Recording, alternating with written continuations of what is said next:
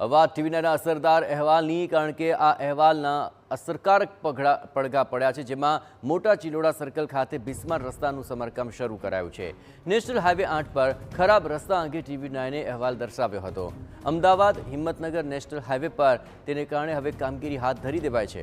Highway અને service road પર ખાડાને કારણે ટ્રાફિકની સમસ્યાઓ રહેતી હતી।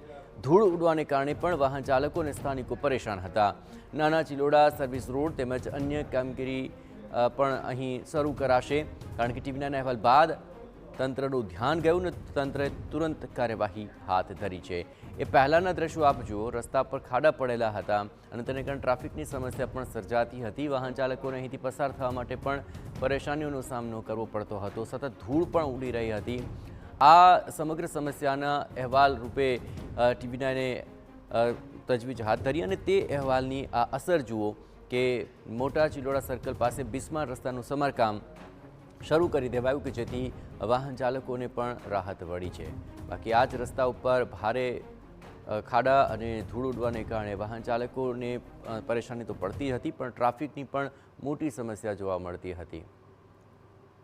અને આ સમગ્ર મામલે વધુ વિગતે વાત કરવા માટે જોડાઈ રહ્યા છે TV9 સંવાદદાતા સચિન પાટીલ। સચિન, આખરે આ અહેવાલનો અસરકારક અસર દર્શાવતો વિડીયો પણ હવે સામે આવી રહ્યો છે। પહેલાં અને અત્યારના દ્રશ્યો જોઈએ તો ઘણી જ બધી તંત્રની કામગીરી દેખાઈ રહી છે, પણ ખાસ કરીને ત્યાંથી પસાર થતા વાહન ચાલકોને કેટલી રાહત થઈ? જયેશ, આ જે રસ્તો છે હાઈવે, એ નેશનલ હાઈવે નંબર 8 જે આપણે કહીએ છીએ અમદાવાદથી હિંમતનગર તરફ જતો, આ રસ્તાની હાલત ખૂબ બિસ્માર હતી।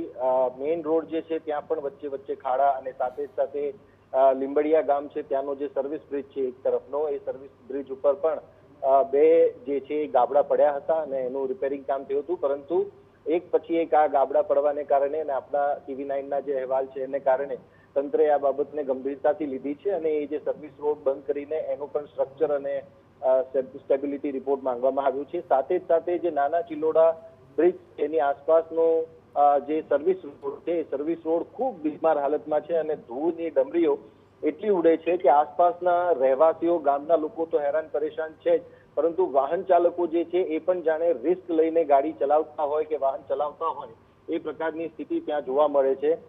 ત્યારે એ બાબતનો જે અહેવાલ દર્શાવવામાં આવ્યો, જેને જોતા જે નેશનલ હાઈવે ઓથોરિટી એમણે આજથી જે કામગીરી છે ત્યાં શરૂ કરી છે, એમણે ખાતરી પણ આપી હતી કે 2 દિવસમાં કામગીરી શરૂ થઈ જશે। ત્યારે મોટા ચિલોડા પાસેનું જે સર્કલનું કામગીરી છે, કામગીરી શરૂ કરવામાં આવી છે અને આજ રાત સુધીમાં નહીં તો આવતીકાલ સવાર સુધીમાં જે નાના ચિલોડા બ્રિજ છે ત્યાંની પણ કામગીરી સર્વિસ રોડની શરૂ કરી દેવામાં આવશે।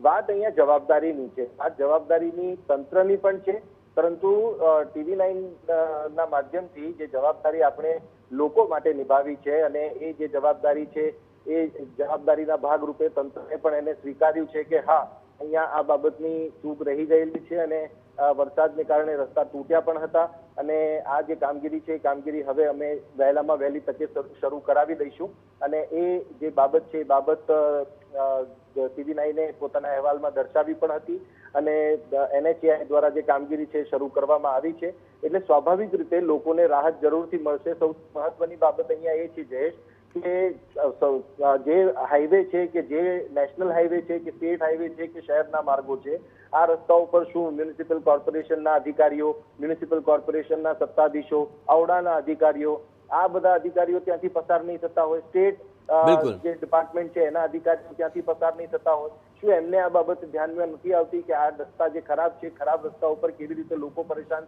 થતા હશે, લોકોને કેટલી તકલીફ, કેટલી મુશ્કેલી પડતી હશે? ત્યારે જવાબદારી તંત્રની છે અને એમને જો આ બાબત ધ્યાને ન આવતી હોય તો TV9 એ બાબતની જવાબદારીનું ભાન કરવા માટે છે અને આ અમારું માધ્યમ છે જે સત્તા પક્ષ સુધી અને તંત્ર સુધી આ બાબતને પહોંચાડશે, સરકાર સુધી આ બાબતને પહોંચાડશે અને પોતાની જવાબદારી નિભાવશે। બિલકુલ સચિન, અને આખરે આ અહેવાલની અસરકારક અસર જોવા મળી રહી છે અને લોકોની સુખાકારી માટેનું આ કામ થયું છે। આપ પણ આ તમામ પરિસ્થિતિઓ પર નજર રાખતા રહેજો અને આ બંને દ્રશ્યો આપ જુઓ, પહેલાં અને પછીની અસરમાં TV9ના આ અસરકારક પ્રયત્નોને કારણે સકારાત્મક કામગીરી પણ દેખાઈ રહી છે।